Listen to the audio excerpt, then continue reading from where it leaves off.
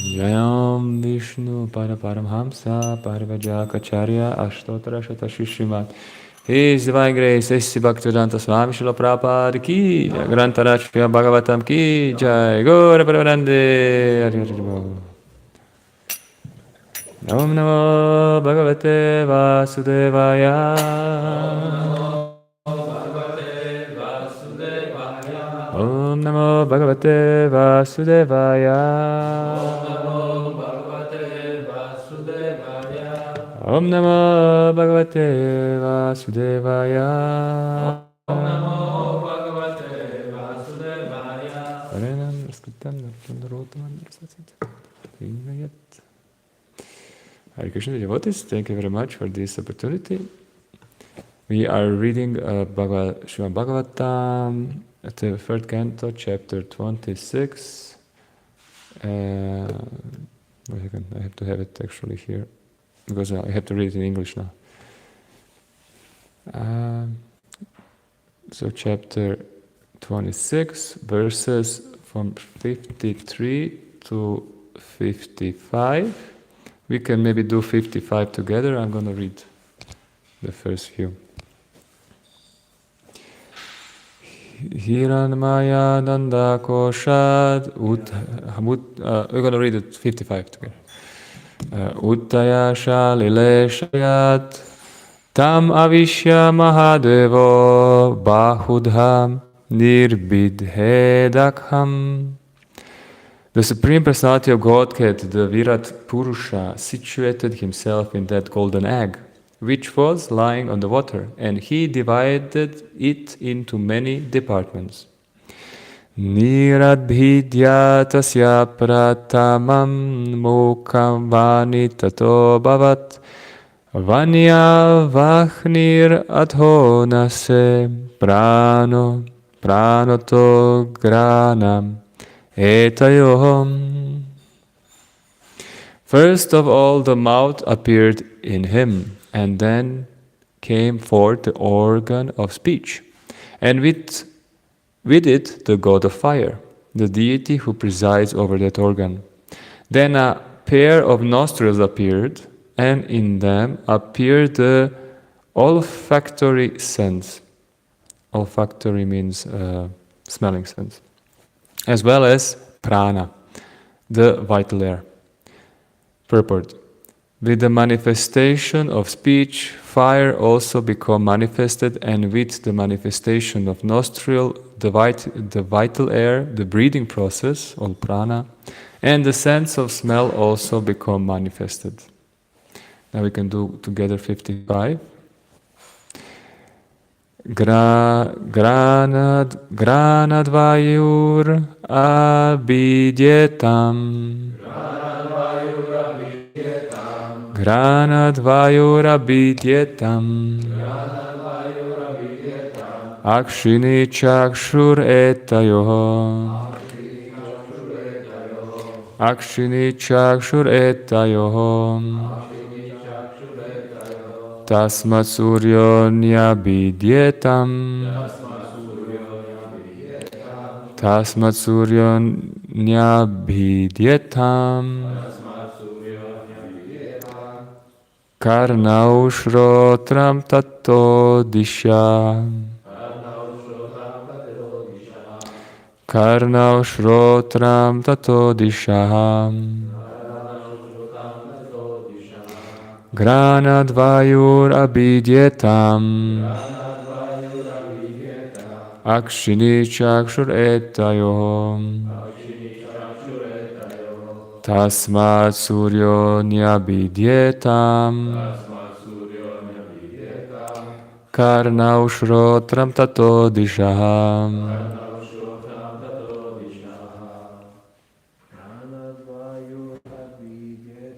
Granadvayur abidyetam.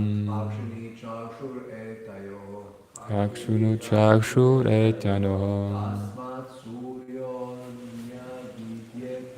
Tasmat suryonyabidyetam. Karnau shrotram tato dishaham. Granadvaira Vidyetam Akshini Chakshur Etayoho Tasmat Suryo Nabidyetam Karam Shrotam Tato Dishaham Granadvaira Vidyetam Akshini Chakshur Etayoho Tasmat Suryo Nabidyetam Karno Shrotam Tadodisha Granat Vaira Vidyetam Akshini Chakshureta Yoho Tasmat Suryo Nabidyetam Karno Shrotam Tadodisha. Word by word. Granat, from the olfactory sense. Vayuhu, the wind god. Abhidyatam, appeared. Akshini, the two eyes. Chakshuhu, the sense of sight. Etayoho, in them. Tasmat, from that. Surya, the sun god. Nyabidyetam, appeared. Karnau, the two ears. Shrotram, the auditory sense. Tataham, from that. Disha, the deity presiding over the directions. Translation and purport by His Divine Grace, A.C. Bhaktivedanta Swami Srila Prabhupada Ki Jai. In the wake of the olfactory sense came the wind god, who presides over that sense. Thereafter a pair of eyes appeared in a universal form, and in them the sense of sight. In the wake of this sense came the sun god, who presides over it. Next then appeared in him a pair of ears, and in them the auditory sense, and in its wake the Dig Devatas, or the deities who preside over the directions. Purport. The appearance of different bodily parts of the Lord's universal form and the appearance of the presiding deities of those bodily parts is being described. As in the womb of the mother and child gradually grows different bodily parts, so in the universal womb, the universal form of the Lord gives rise to the creation of various paraphernalia. The senses appear, and over each of them there is a presiding deity. It is corroborated by the statement of Srimad Bhagavatam, and also in Brahma Samhita. The sun appeared after the appearance of the eye of the universal form of the Lord. The sun is dependent on the eye of the universal form. The Brahma Samhita also says that the sun is the eye of the Supreme Personality of Godhead, Krishna. Yach Chakshur Esha Savita. Savita means the sun. The sun is the eye of the Supreme Personality of Godhead. Actually, everything is created by the universal body of the Supreme Godhead. Material nature is simply the supplier of materials. The creation is actually done by the Supreme Lord, as confirmed in Bhagavad Gita 9.10. Maya Dyakshena Prakriti Suyate Sacharacharam. Under the direction does material nature create all moving and non-moving objects in the cosmic creation, under my direction. Verses. Hiranyadanta koshad uttaya shalileshayat tam avishya mahodeva bahudha nirvibedakam. The Supreme Personality of Godhead, the Vira Purusha, situated himself in the golden egg, which was lying on the water, and he divided it into many departments. Niravidyatasya pradamam dukham vani tato bhavat vanya vahnir ato nashe pranoto grana etayohom. In the manifest, first of all, a mouth appeared in him, and then came forth the organ of speech, and with the god of fire, the deity who presides over that organ. Then a pair of nostrils appeared, and in that appeared the olfactory sense as well as prana and vital air. Granadvayo vabidyetam akshini chakshur etayoho tasmad suryanyabidyetam karna ushrotram tato dishaha. In the wake of the olfactory sense came the wind god, who presided over that sense. Thereafter a pair of eyes appeared in the universal form, and in them the sense of sight. In the wake of the sense came the sun god, who presided over it. Next then appeared in his a pair of ears, and in them the auditory sense, and it wake the ditch devatas, or the deities who preside over the directions. Om Ganati Brandasya Ganajana Shalakaya Chakshum Militam Yena Tasmai Shri Guruve Namaha Shri Chaitanya Namo Vishtam Swapitam Yena Bhutale Swayam Rupam Kadambayam Tadanti Swapadantikam Vandeham Shri Guru Shri Utapadakamalam Shri Gurun Vaishnavamsha Shri Rupam Sagrajatam Sahagana Raghunathan Vitam Tam Sajivam Sadvaitam Savadutam Parijana Sagitam Krishna Chaitanya Devam Shri Radha Krishna Padam Sahagana Lalita Shri Vishakam Vidamsha He Krishna Karuna Sindhu Dina Bandhu Jagatpate Gopisha Gopika Kanta Radha Kanta Namostute Tamta Kanchana Gaurangi Radha Vindavaneshwari Vrishabhanu Sutta Devi Pranamami Hari Priye Vanchakalpatarubhyascha kripa sindhubhyevacha patitana pavanebhyo vaishnavebhyo namo namaha Namo Vishnupadaya Krishna Prishta Bhutale Srimate Bhakti Vedanta Swamini Namine Namaste Saraswati Deve Gauravani Pracharine Nirvishesha Shunyavadi Pashajate Shatarine Jaya Shri Krishna Chaitanya Prabhu Nityananda Shri Advaita Gadadhara Shri Vasati Gaura Bhakta Vrinda Hare Krishna Krishna Krishna Hare Hare Hare Rama Rama Rama Hare Hare Hare Krishna Krishna Krishna Hare Hare Hare Rama Rama Rama Hare Hare Hare Krishna Krishna Krishna Hare Hare Hare Rama Rama Rama Hare Hare.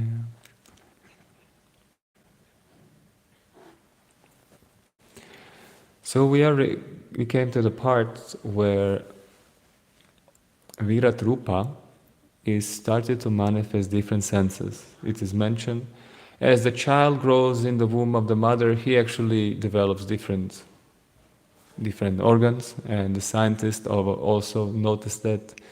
You even have like some time lapse of, I don't know, I think it's a lizard, from the embryo, from a ball starts to form different parts.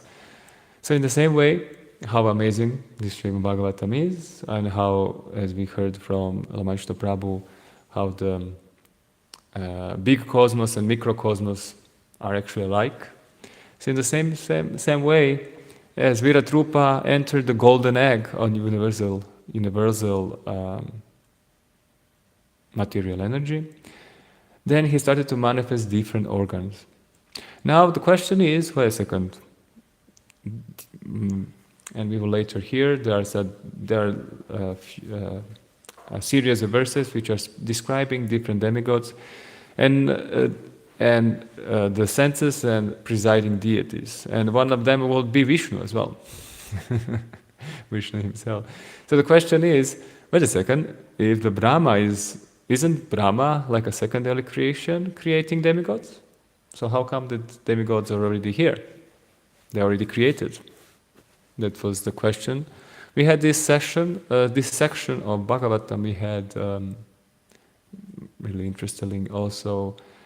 I participated in 3-day Bhakti Vaibhava course in Ujjain with brahmacharis. It was really nice. Wow, it was like such a, discussing Bhagavatam with brahmacharis for hours. That's like nectar, really nectar. So he had this question. Kapila Devi is mentioning that Virat Rupa is, manifesting everything. And there are some senses already, and there are some demigods already, deities over them, and then Brahma comes as a first being. But it seems like many other beings are already created. So how come? So we put this question also to the speaker. The speaker said that these demigods are still not manifested. They were created but not manifested. In a sense, as you have a theater, and on the stage, the actors didn't manifest yet, but in the background, they are manifested. So they are already ready, the customs and everything, and then Brahma starts to create them. It's like, boop, I'm here.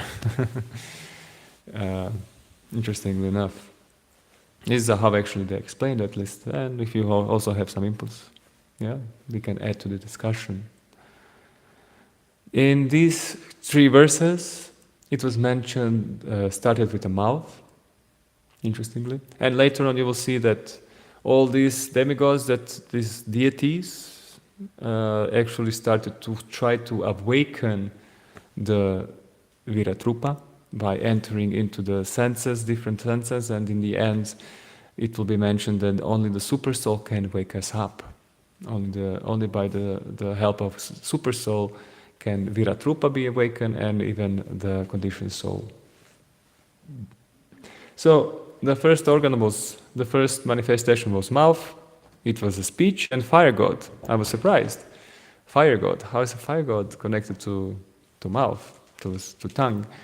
But at least it kind of reminds me of yagya sacrifices, where we constantly say this is a tongue of Vishnu, is it?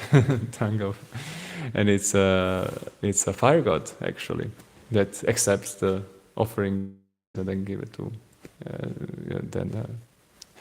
to Vishnu. So fire god, speech, interesting. Then nostrils, smell, prana or breathing process, and vital air, wind god. Eyes, I don't know about marichis, no, marutas.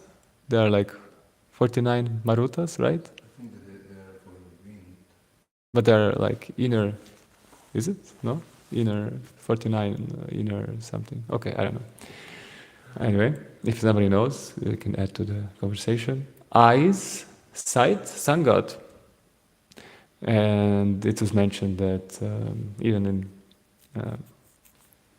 Samhita, it's mentioned that when Krishna manifests his eyes in Viratrupa, then the sun god appears. Ears, auditory senses, and direction, dik devatas. Interesting. It kind of remind me of when we feel dizzy. It has to do with ears, the kind of a dizziness, and everything is the senses of ear. So it remind me of that. So everything is created by the universal form of the Supreme. So the Vedas are very scientific. Krishna consciousness process is very scientific, very scientific. So much so that I have extracted one lecture of Srimad Bhagavatam of Prabhupada, which was on May 4th, 1968, one of the early lectures, speaking on the verse 5th canto, 5th chapter, the instructions of Vrsaba to his sons, verses 1 to 3. And there is a series, a lot of lectures on that verse, especially number 1. And here, the emphasis will be how Prabhupada explains that this process is not dogmatic. he's explaining what the dogma is and how this process is not dogmatic, trying to contribute to the topics of scientific topics. So I will shortly present it, and then I will read an aspect of the lecture. So Prabhupada in the lecture starts with that absolute is one, and he expands himself, he expands his pleasure potency to enjoy transcendental bliss in the form of Radharani, Srimati Radharani, and she expands herself in many other different forms, her associates, to increase even more the pleasure, transcendental, enjoy transcendental bliss. So it's not mundane bliss, it's not mundane things, they are transcendental, above the three gunas, above our material conditioning. Material world is perverted reflection of this pleasure potency of the spiritual world. So Krishna has this pleasure potency, but in material world it's perverted reflection. In this regard, Prabhupada mentioned, we cannot have any pleasure on the permanent basis. So this is why he is mentioning in this regard perverted reflection. Why? Because we cannot have any permanent pleasure. Real pleasure is eternal, Prabhupada mentions. And many times I was struggling how to explain to people in the streets, when you come say, hello, hi, here, this is something for like greater enjoyment and deeper. No, I'm enjoying already. But you see he's suffering like anything. And this is the problem with the mode of ignorance. Mode of ignorance is so, one of the symptoms of it is it dulls your consciousness so much that you're not aware how much you're suffering. You're suffering and you're not aware how much you're suffering. You just get used to the pain. I think there is one song say, just give me the pain I'm used to. People are just used to the pain. And then they're feeling some passion in their lives, some sense enjoyment, which is mode of passion, and they think, this is life. And the more I am in mode of passion, without any inebrities, as Prabhupada says also in this regard, that pleasure is imitation. This pleasure material world is imitation because we are always tasting the bitter result of it. Real pleasure, there is no bitter results. There is no inebrities. Real pleasure is without bitterness. So it's kind of a tasting this sweet bitter candy. I think it's like outside is sweet covering, and then the the middle part is bitter. And actually, this is a problem of this material life. If we need to explain to someone why this material enjoyment is bad, because it is temporary and it is full of misery. It is coming with a bitter after effect. And we can see, whatever we taste, whatever we take, we will have a bitter result of it. We're gonna get fat. If we indulge in sweets, then you will destroy your teeth, destroy your, quality of blood. You will be tired constantly. You will have many different aspects. This suffering will come to you. But real pleasure, there is no suffering out of it, and it is permanent. Prabhupada's mentioning that Rishabdev is mentioning to the sons, don't waste this human life for seeking material temporary pleasures which are enjoyed and available to hogs and dogs. So it's temporary and it's available to hogs and dogs. The hogs and dogs, unfortunately, of course in Chaitanya Mahaprabhu's time, even the animals had opportunity for pure devotional service. And even a few dogs were saved in Chaitanya Charitamrita. But generally they don't have this opportunity for pure bliss, spiritual bliss. Sex life, full of bitterness, sex life. The highest enjoyment, the highest material enjoyment with the highest suffering. Why so many, and Prabhupada's mentioning, if sex life is not a problem, if there is no bitterness in sex life, why so many different arrangements for counteracting the results of sex life? Contraceptives. Why contraceptives? What's the problem? If sex life is so good and no problems with it, why are you kind of arranging all these ways to enjoy more in sex and not, avoid the consequences? Why? Nonsense rascals. And Prabhupada explains, as a diseased person is not able to enjoy life because he's diseased. And the more he is indulging in the disease, he's more aggravating it and making it even more worse. The same way, because we are materially afflicted and we are materially diseased, the more we indulge in material sense, we are actually more aggravating our state and getting it worse. And also one problem with the disease state is that we are not able to experience the sweet nature of spiritual life. Many people, and this is the problem, Prabhupada says, people don't believe there is a solution to this material life. There is no solution. I tried spiritual life, I didn't feel the taste. Still the sex life is more tasty, but it comes with more bitterness. And then what is the solution? Just try to enjoy as much as possible. That's their state of mind. But we have to explain them that don't worry, because when you are diseased, you are not able to maybe enjoy the full bliss of spiritual life yet. But intellectually, you have to understand that yes, okay. If there is a solution, it must be this.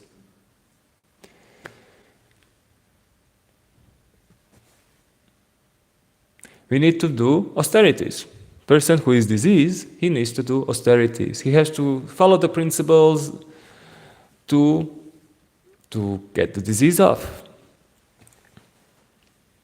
We have to do the austerities. We were doing the austerities of diets. We have a colleague, he's doing diet, he's doing medicine, he's doing many different things to try to get rid of the disease. We have to follow rules and regulations, principles, which will actually get us out of this disease. Then, when we get out of the disease state, then we will actually enjoy real life, real enjoyment.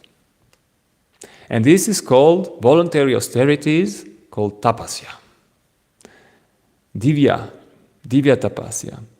Tapas for the higher transcendental enjoyment. So we are the biggest sadomasochists. What's called hedonists. We are the biggest hedonists because we are aiming only for the best and nothing less. So please join us, and we will do some cleansing to do this. And he said that voluntarily accepting to follow principles and restrictions laid down in the scriptures. One of the reasons, if people are like, oh, why should we follow your scriptures? Well, our scriptures are millions of years old. Okay, even they cannot grasp it, so you can just say 5,000, whatever, These scriptures are followed for thousands and thousands of years the same way. They are not changed. They were not, the application was different, but the principles are the same, and they didn't change with time. Oh, we have better principles now. No. It's the same scriptures, same principles, followed for thousands and thousands of years. It means something, right? No, we are better now. We have to have, before they didn't have, I don't know, so just an example, maybe this is not the best one, but salt with jodirano, kak skaže? Iodized salt. So this is something that is last, 100 years, 200 years? But for thousands of years, I didn't hear people doing that. I don't hear in Ayurveda you need to do this. So how come that thousands of years people were living without it, but now, if you don't take it, you're going to die? Really? How come? Why is it so? Do you think that our grandparents would not do this if it's so dangerous? How come that they survived? Isn't that evolution would kill them because they didn't take they didn't take this substance, so they should die. The survival of the fittest. The one who was taking this, they survived. Come on, nonsense. I don't know, maybe we need to take it. I don't know. I didn't research it, but I was thinking like, wait a second, what kind of nonsense is this?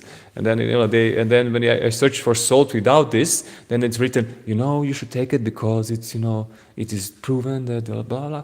Nonsense. If it's not in the scripture, I don't care. I don't care if it's not in the scripture. And now Prabhupada is speaking about approaching and surrendering to spiritual master. Now this is the text about it.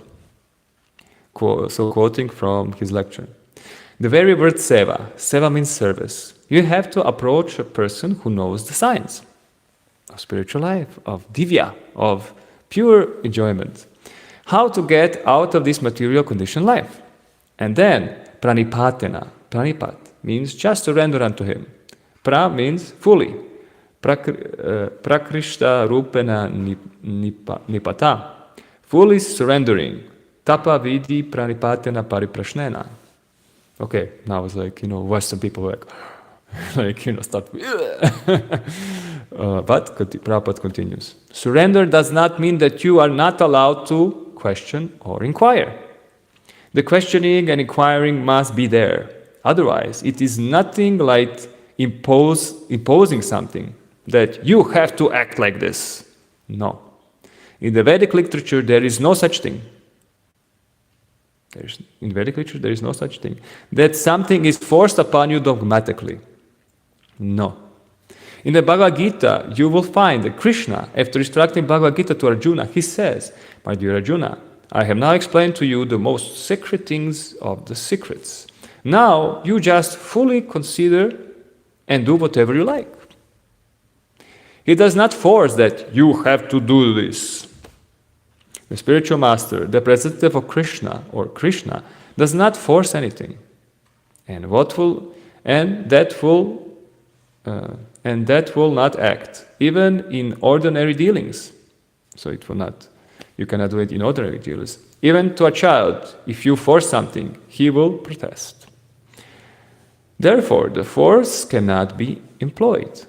One has to understand with intelligence. That's interesting. This means that we actually have to use intelligence and develop intelligence in Krishna consciousness if you want to practice with cool head, this spiritual science. But you have to approach to a person who is actually in knowledge of spiritual science or science of God. Therefore, Bhagavad Gita gives the direction, tadvidi pranipatena, that where you have to learn this spiritual science, you must have to find out such a person where you can surrender yourself. Without surrender, without serving him, there is no meaning of inquiring. Without service, without surrendering, there is no meaning of inquiry. Inquiry should not be made to a person who you do not believe to be authority. Okay. Otherwise, it will be simply waste of time. If you want to inquire from authority, first of all, you have to find out whether you have approached a person who is really authoritative or not. Now, he started to speak about how to choose an authority. If you think that this person is really authority, then you surrender there. Surrender there. Otherwise, there is no meaning of imitating that, so many persons have accepted this person as a spiritual master or authority, let me also accept. No. Bhagavad Gita does not say like that. Bhagavad Gita says that you try to understand the whole spiritual science very nicely. And if you think the man who is instructing you is actually the authority, then surrender. Then accept him as spiritual master, not blindly or dogmatically try to understand. So this is a really valuable thing because people in this Kali Yuga, they are constantly being dogmatically pushed to accept something. And it's a revolution. This is a revolution for them. Wow, I can choose myself. Of course, you need to help them to develop intelligence, so they can actually discriminate.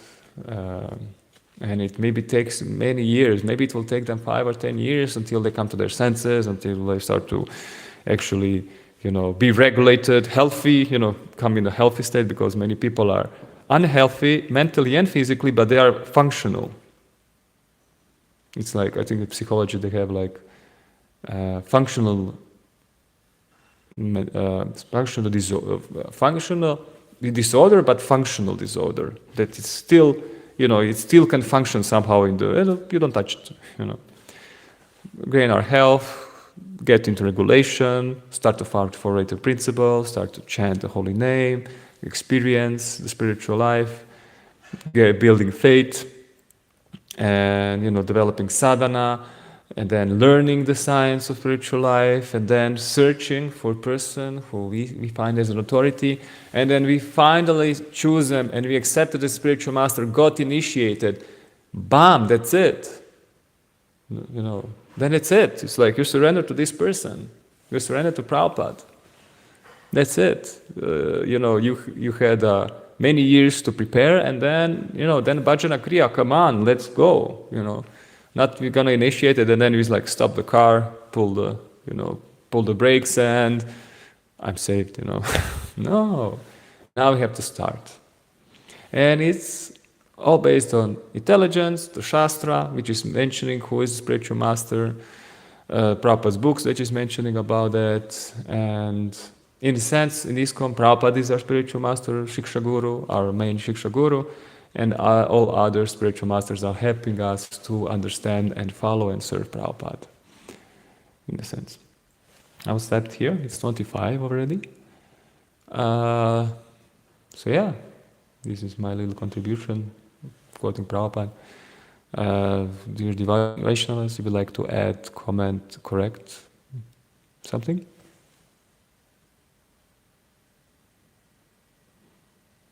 Okay. Yeah. I was just wondering, what is our perspective on this? In one sense, you said there's no force, that we have to do something, neither spiritual life, or if we accept spiritual life, nothing in spiritual life is not forced upon us, but also there's this thing that if we don't do certain things, then we will experience negative reactions. So in that sense, you could say, perhaps it's also a kind of force. I won't force you to get out of here, but if you don't, then I will beat you. It's a good, No force, a good incentive. Stay if you want. This is what Maya is doing to us, exactly. You can stay here if you want, but if you stay, I'm going to beat you. I mean, it seems like, it's kind of a common sense. It's intelligence that you're going to avoid, if you are not like some kind of a mentally diseased that you like pain, that, of course you would like come to your natural position of bliss, full knowledge and eternity. So forced upon, I mean, you are searching for happiness, eternality and knowledge intuitively. We are trying to go there. So if you're just trying to use your common sense to see what will help you and what will not help you, but as you see, the principle of free will is still here. So you're forced. In the forced, we can say in this term of force, meaning I've taken your free will. No, I didn't. You can still stay. But will it smart be or not? That's,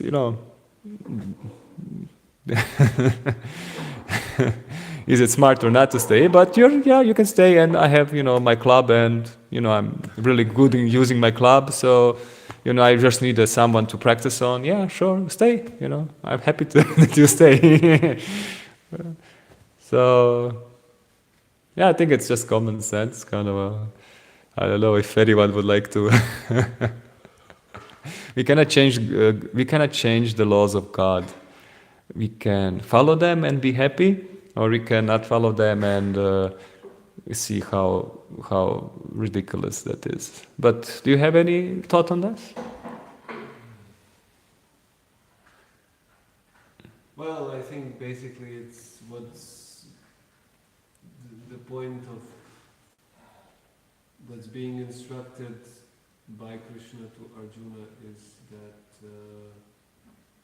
it's not, in one sense you could say it's force, but it's force only Loving force. circumstantial, because the reality is such that the choice not to serve Krishna is incompatible with all-pervading eternal happiness of everyone. It's just, it's not possible to, as Prabhupada would give the example, if you don't have a center, then you cannot be united, you cannot expect cooperation. So there has to be a center. It's just the fact of life, reality is such. You cannot jump and not jump at the same time. You have to decide whether to jump or not to jump. So you cannot say why you're forcing me, but it's just that's how things are. And But we are constantly forced. You're also forced. You choose. You're forced to choose. Yeah, you're constantly forced to You cannot something. do both. So in that sense, there's a lot of free space for free will and expression once you accept the fact that you are Krishna's eternal servant. There's many ways in which to serve, many places where to serve, many rasas to serve in, but the basic choice has to be made. Either you're a servant or you're trying to be a master. And if you try to be a master, then basically that desire is incompatible with our happiness, because then there's so many candidates for being the master, and no one will accept that. No, it will not be me. It will be someone else. It needs to be.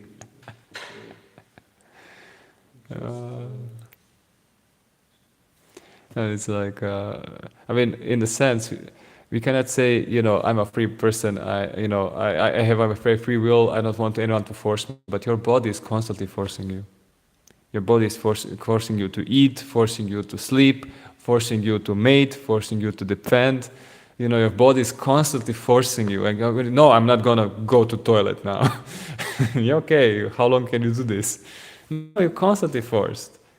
But you're trying, at least in this forcing, you're trying to choose, the path which will give you more freedom, as you said. And then when you actually come to some intelligence, you actually start to understand, okay, actually I have to do some tapo divyam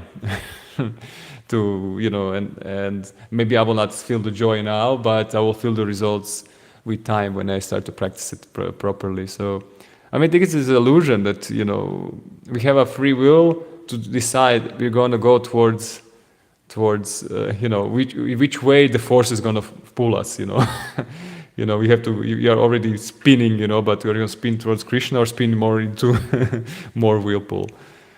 So just like to I think it's good to break this illusion of people like I'm free, I'm dependent, I'm intelligent. No, you're not. But it's not a problem that you're not. It's not a problem that you're not, but try to be reasonable. And one thing that I kind of, from this lecture, I understood that I do not, I thought that, I always need to force people to, join and try this out and then they will be happy. But, based on this lecture, I understood, no, I don't have to force them. I'm here to present them what it is and, this is it. Please try it out. It's really nice, and let them do the calculation, do the why they want to join, why they want to they have their own reason. Okay, if you want, we are here. If not, no problem. Let's stay in touch. Come sometimes. It doesn't matter. So it's not like you want to try to put me in the sect. No, why not? Why are you not forcing me to do this? Well, if you want. So, and you will see some people will take many years to start it off, like Antonio, like he did like 2 years, but now he looks like really solid, really like established, like something that he really, really grasped. And he's really like, taking it up.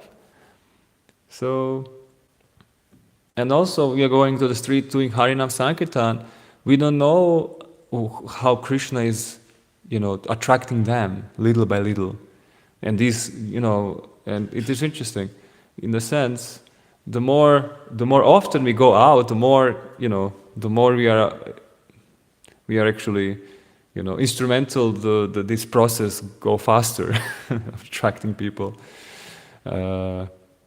But will someone see us and they're like, oh, I have to join them, or somebody will see us like, seems okay.